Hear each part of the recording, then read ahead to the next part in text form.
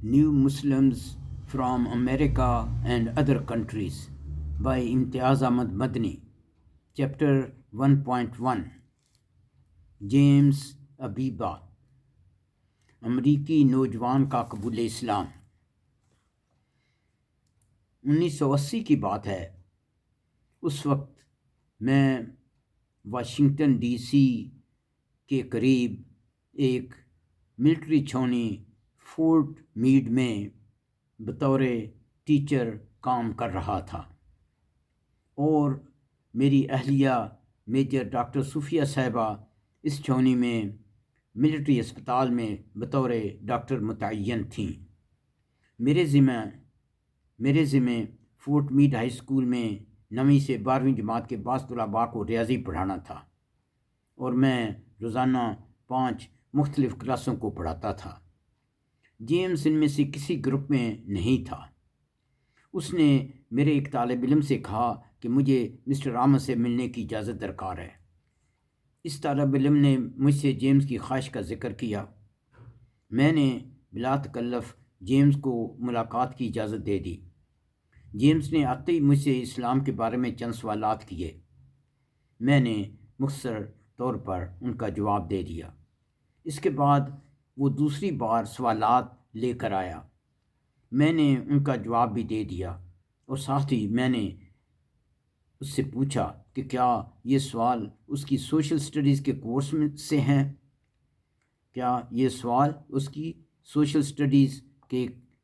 ہیں؟ جیمز نے کہا نہیں، بلکہ میں نے چند ہفتے پہلے اس اسکول کی لائبریری میں اسلام کے بارے میں ایک کتاب دیکھی تھی۔ اس کتاب کے پڑھنے کے بعد مجھے اسلام سے کچھ دلچسپی پیدا ہو گئی۔ میں نے اس سے کہا، اس ملک میں گورنمنٹ اسکول میں کسی مذہب کے بارے میں تفصیلی بات کرنے کی اجازت نہیں۔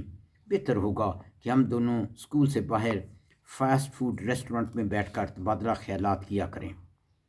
ہم نے دن اور وقت طے کر لیا۔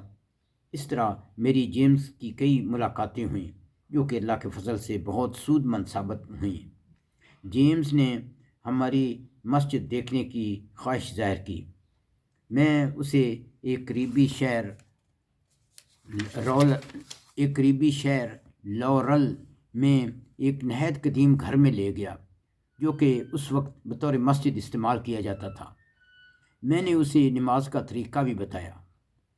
جیمز کو یہ بات بہت پسند آئی کہ ہم نماز میں براہ راست اللہ تعالیٰ کی عبادت کرتے ہیں، اور اس عبادت کے دوران کسی قسم کے میوزک سے مدد نہیں لیتے، بلکہ پورے سکون اور دل جمی سے اللہ تعالیٰ کے پاس حاضر ہوتے ہیں۔ اس کے علاوہ عبادت گاہ اور عبادت کا طریقہ بہت سادہ ہے۔ مسجد میں کسی کی بھی تصویر آویزہ نہیں ہے۔ اس سے جیمز کو واضح ہو گیا کہ ہم محمد صلی اللہ علیہ وسلم کی پرستش بالکل نہیں کرتے، بلکہ صرف اور صرف ایک اللہ کی عبادت کرتے ہیں۔ اس دوران کئی چیزیں میرے ذہن میں آئیں۔ پہلی بات یہ کہ جیمز اس وقت صرف 16 سال کا نوجوان تھا، اور اس ملک کے قانون کے مطابق کبھی سن بلوغت کو نہ پہنچا تھا۔ اس لیے میں نے سوچا کہ جیمز کے والدین اپنے بچے کو دوسری راہ پر گامزن کرنے پر مجھے کسی قسم کی تکلیف پہنچا سکتے ہیں۔ علاوہ ازیں فورٹ میڈ ایک ملٹری چھاؤنی ہے، اور اس کے متصل نیشنل سیکورٹی ایجنسی ہے، جو کہ ملک بھر کے خفیہ کاموں کا ہیڈ آفس ہے۔ مجھے خدشہ ہوا کہ کسی وقت بھی میرے لیے کوئی الجھن پیدا ہو سکتی ہے۔ جیمز نے مجھے یہ بھی بتایا کہ اس کا والد نیشنل سیکورٹی ایجنسی میں بطور آفیسر کام کرتا ہے۔ یہ سب باتیں میرے دماغ میں بار بار آتیں اور الجھن میں ڈالتی رہتیں۔ میں اور جیمز حسب معمول وقتاً فوقتاً تبادلہ خیال کرتے رہے۔ ایک دن جیمز نے مجھ سے یہ خواہش ظاہر کی کہ وہ مسلمان بننا چاہتا ہے۔ میں نے اس کو مسلمان بننے کا طریقہ بتایا، جو کہ بہت آسان اور سادہ ہے۔ میں نے اسے یہ بھی واضح کرنے کی کوشش کی کہ اللہ تعالیٰ کی نظر میں مسلمان بننے کے بعد دوبارہ کافر بننا نہایت ہی برا عمل ہے۔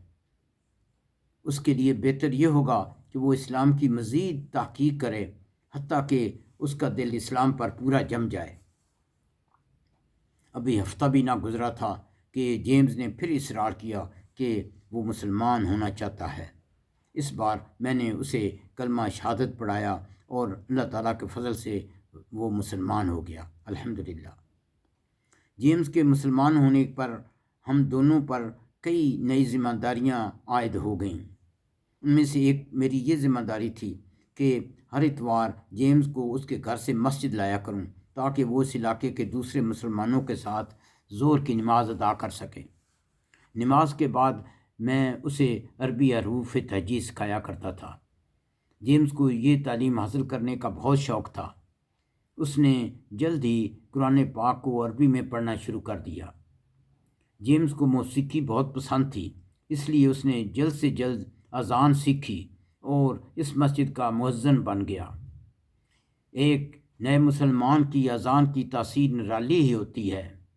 جیسے کسی نے کہا، الفاظ و معانی میں تفاوت نہیں، لیکن ملاں کی اذان اور مجاہد کی اذان اور ایک اور صاحب نے کہا، تیرا پیغام اور ہے میرا پیغام اور ہے، تیرا پیغام اور ہے میرا پیغام اور ہے، عشق درد مند کا طرز کلام اور ہے۔ ایک دن حسب معمول میں جیمز کو اس کے گھر سے لانے گیا۔ جو ہی وہ گھر سے وارد ہوا، میں اسے دیکھ کر دنگ رہ گیا، کیونکہ وہ سر سے پاؤں تک ایک خوبصورت عربی لباس میں ملبوس تھا۔ علاوہ ازیں جیمز کے علاقہ میں مقیم طلباء اور ان کے والدین پہلے ہی چپکے چپکے میرے اور جیمز کے بارے میں باتیں کر رہے تھے۔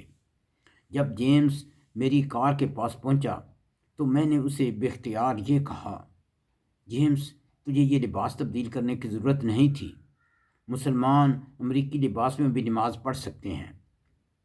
جیمز نے میرا خدشہ بھانپتے ہوئے برجستہ کہا، مسٹر احمد، آپ کا ایمان کمزور ہے۔ میں نے اس سے کہا، کیا تمہارے والدین یہ لباس دیکھ کر تم سے ناراض نہیں ہوئے؟ اس نے کہا، قطعاً نہیں، وہ مجھے اس بارے میں بالکل تنگ نہیں کرتے، بلکہ میری ماں روزانہ میرے لیے علیحدہ حلال کھانا تیار کرتی ہے۔ یہ سن کر میری جان میں جان آئی اور میں نے اللہ تعالیٰ کا شکر ادا کیا۔ جیمز ابھی ہائی اسکول کا طالب علم ہی تھا اور اپنی ساتھیوں میں کافی مقبول تھا۔ اس دوران ایک دن جیمز میرے پاس آیا اور کہنے لگا، مسٹر احمد، میں اپنا نام بدل کر مسلم نام رکھنا چاہتا ہوں۔ میں نے اسے یہ بات سمجھانے کی کوشش کی کہ نیا نام سنتے ہی تمہارے ساتھی تم سے میل ملاپ چھوڑ دیں گے۔ امریکی نام سے تم ان سے خوب گھل مل سکتے ہو اور اسلامی اقدار کو ان تک پہنچا سکتے ہو۔ جیمز میری یہ سوچ سن کر دوبارہ بے اختیار کہنے لگا، مسٹر احمد، آپ کا ابھی بھی ایمان کمزور ہے۔ بہرحال اس نے اپنا نیا نام جیمز حسین ابیبہ پسند کیا۔ بتدریج جیمز نے ہائی اسکول کی تعلیم حاصل کر لی۔ اب وہ اس تلاش میں تھا کہ وقتی طور پر عارضی کام مل جائے جس سے وہ کالج کے اخراجات کے لیے کچھ پیسہ اکٹھا کر سکے۔ مغربی ممالک میں یہ ایک بہت اچھا رواج ہے کہ والدین کی مالی استطاعت اور اعلیٰ منصب کے باوجود نوجوان طلباء اپنے کالج کے اخراجات کے لیے فارغ وقت میں کچھ نہ کچھ کام کر لیتے ہیں۔ کسی قسم کا بھی کام کرنے میں انہیں عار محسوس نہیں ہوتی، بلکہ معمولی سے معمولی کام کے ملنے پر بھی فخر کرتے ہیں۔ علاوہ ازیں اپنی اس مصروفیت کو رشتہ داروں، پڑوسیوں اور دوستوں سے نہیں چھپاتے۔ در حقیقت جوانی میں لگاتار مصروفیت انسان کو بہت سی لغزشوں سے بچا سکتی ہے۔ اسی دوران میری اہلیہ میجر ڈاکٹر صفیہ صاحبہ نے امریکی آرمی چھوڑ کر لورل میری لینڈ میں اپنا میڈیکل کلینک کھول لیا اور انہوں نے جیمز کو اپنے میڈیکل کلینک میں استقبالیہ پر متعین کر دیا۔ چونکہ میری اہلیہ صاحبہ کی میڈیکل پریکٹس اس موقع پر بالکل نئی تھی اور مریض کم تھے، اس طرح جیمز خاصا وقت فارغ بیٹھا رہنا پڑتا تھا اور اس کو اسلامی کتب کے مطالعہ کرنے کا خوب موقع مل جاتا تھا۔ جیمز ہر سال عید بھی ہمارے ساتھ مناتا۔ ایک سال اللہ کا کرنا ایسا ہوا کہ میں نے اللہ تعالیٰ کے فضل سے رمضان کا پورا مہینہ مکہ مکرمہ اور مدینہ منورہ میں گزارا۔ یہاں تک کہ عید کی نماز بھی مکہ مکرمہ میں ادا کی۔